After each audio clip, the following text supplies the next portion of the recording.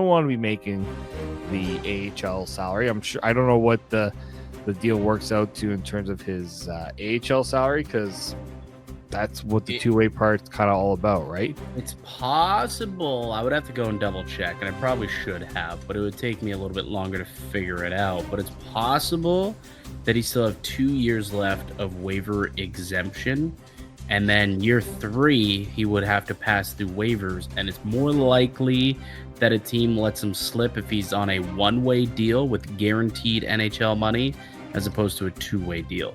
That's the possibility as to why I think they could have structured it that way.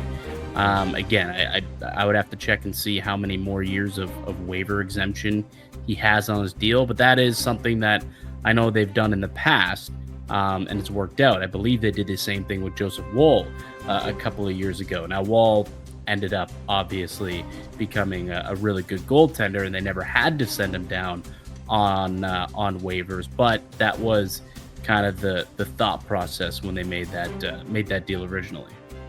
So I'm just checking on Puckpedia right now. I don't believe he's still waiver exempt. He is, where's that? Now you can also check to see when he becomes waiver eligible, which is what I'm trying to do right now. Here we are.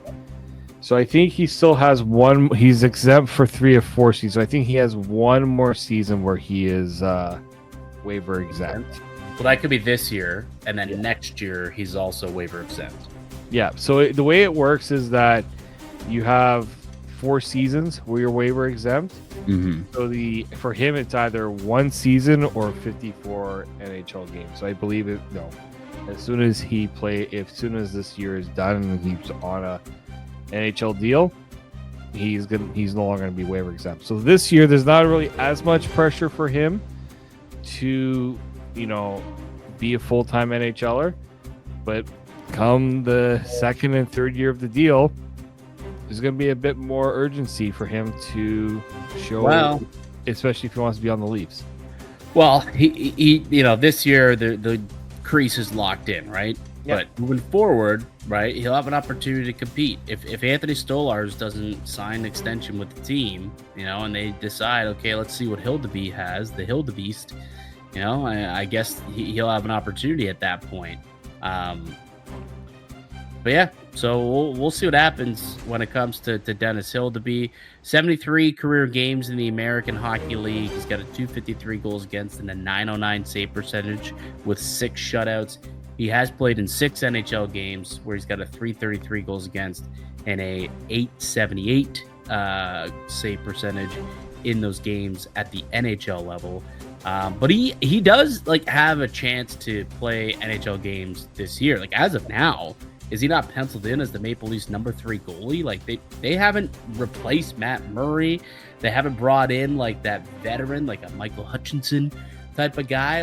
They haven't. I know. I'm sorry for that deep cut. But they haven't. David Riddick. Yeah, there's been a bunch of third goalies that they've brought in. But right now there isn't one of those on the roster. He does enter camp as the number 3 goalie on the depth chart, doesn't he? He does, and at times I thought he was that de facto, because I think at one point Matt Murray wasn't an option for them. So for him, it also, because he is waiver exempt, it does kind of potentially help his positioning, depending on what they decide to do in terms of PTOs or any last minute offers for a player that's maybe looking for an opportunity to play games, a la Matt Murray. Could be interesting. Is the e-bug implemented this year, or is that something that they're waiting till next year to bring in? The e-bug. I didn't see that in the article that I looked up. It had no mention. I didn't see anything about the e-bug being. So that's something that should have been addressed right away. That's one that you probably should have definitely addressed. No, wouldn't you think? Yeah, because it remains the most embarrassing thing. Yet they prioritize, letting these guys advertise wine and spirits and letting them wear whatever they want.